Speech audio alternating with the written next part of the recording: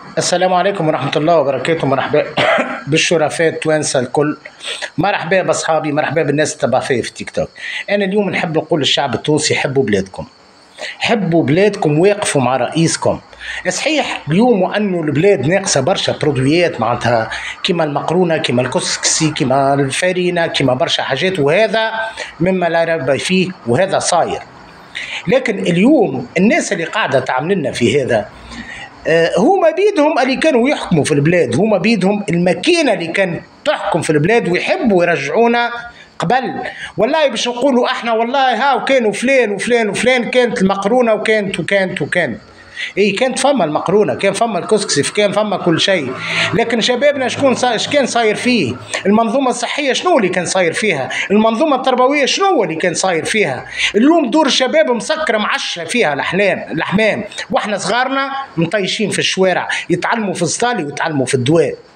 هما يحبوا يفهمونا اللي احنا دنيتنا راهو ماكله وشراب وملبوس هكا. اليوم ما عندهمش الحق الشباب نتاعنا باش يحلم، ما عندهمش الحق الشباب باش اكل حلمه يطبقها، باش يبني مستقبله في بلادنا، باش يكبش في بلادنا، ما يحرقش ويشق البحر. هذم الناس شنو اللي تحب تعمل اليوم؟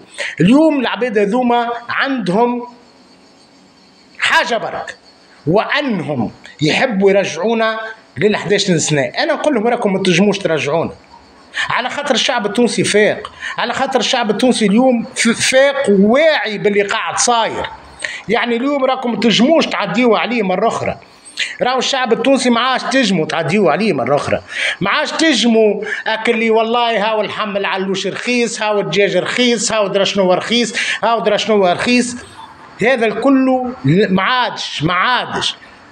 ما عادش. اليوم خلي بلادنا تقدم، اليوم خلي نرجعوا ثرواتنا، اليوم خلي نستغلوا الثروات اللي مازالت عنا قبل ما يبيعوها، كيما ملف الطاقة اللي باش يكون عنده معناتها